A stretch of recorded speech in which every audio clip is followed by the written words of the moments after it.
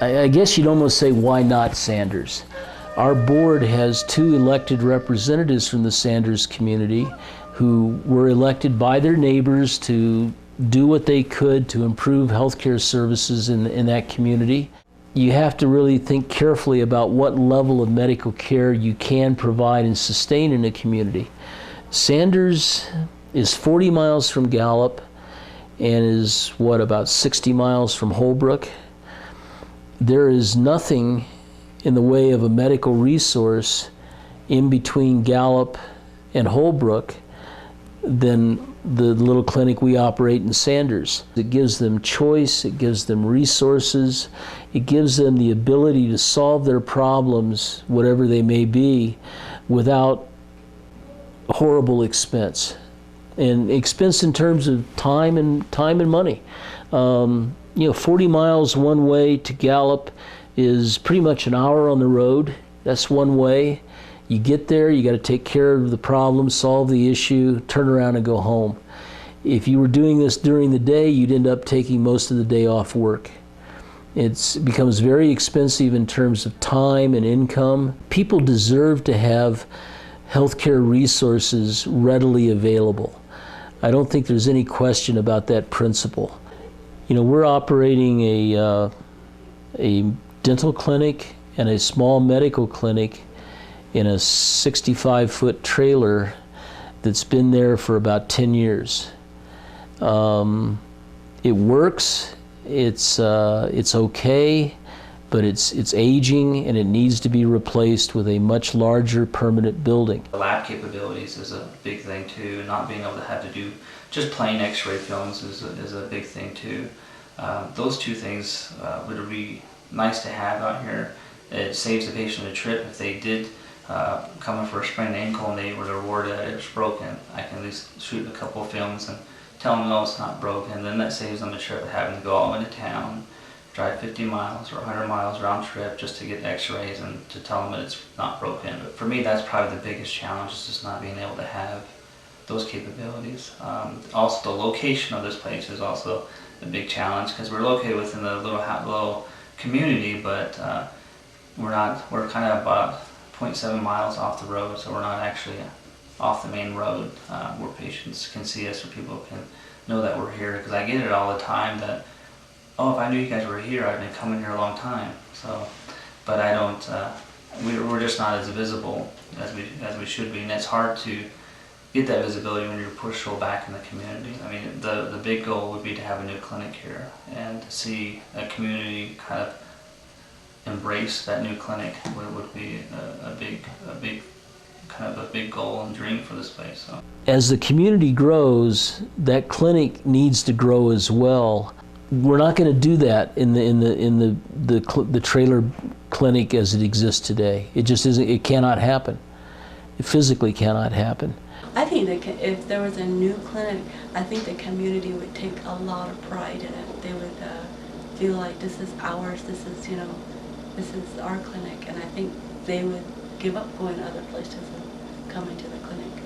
And there's a lot of people that come now because Kirby, they just love Kirby. A bulk of my patients here are diabetics, hypertension patients, high cholesterol patients. With all the kiddos, it's always rashes and ear infections and coughs and colds and immunizations, stomach pain. But chronic care-wise, I carry a variety of different patients. I had a case of a patient that was having, and this goes back to the whole thing of just listening to patients. The patient was diagnosed with anxiety for a number of years and years. But I took a little bit more time and just kind of listened to her, ask her a little more questions. And I didn't think it was anxiety, so I sent her off to a cardiologist for an evaluation because I thought it might be related to her heart. It turned out she was having sustained ventricular tachycardia, or SVTs, but we were able to pick up on that and get her the right care, which she was thankful for. So she was upset with me because she didn't think that it was that serious, and I told her, that's pretty serious. So they ended up flying her out of the Flagstaff Medical Hospital from from there and shipping her down to the valley for some surgery. So, but she's very thankful that she came in and that I just listened and was able to, and not just brush it off and say, yeah, if you just have anxiety, and push her out the door. So, if we hadn't had the clinic, I wouldn't have gone to the doctor as soon as I did, simply because it takes so much time. Going to the clinic was pretty much a lifesaver for me. If you don't build a relationship with your patient, a good relationship with them, they won't tell you everything that's going on. I mean, building a relationship is important, so, and having that continuity of care, being able to see the same provider, see the same person, so that you know what's going on with their care. Kirby knew me. Like, I would like to think that Kirby's my doctor, but he's also my friend. And when you care about somebody, you want them to be healthy and get good care, and they're going to take care of you. And that's what he did. He took care of me. I want to cry. I almost died. It was scary.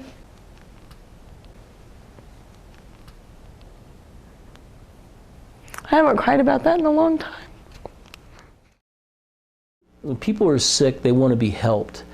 They want to be helped, they want to be treated with respect and sincerity, and they wanted to be taken care of expeditiously.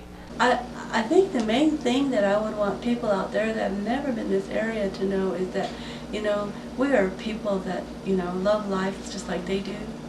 We're the type of people that, you know, will work, you know, to get what we need, you know, and in any way that we can do to get what we want for our kids and for our future and for our grandparents and, you know, for the area, you know.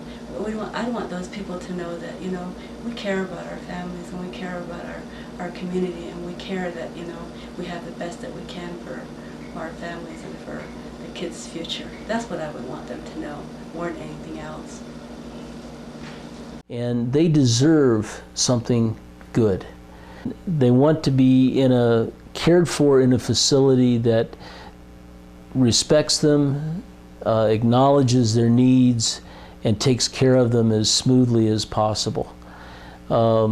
It's just awfully hard to do that in a trailer.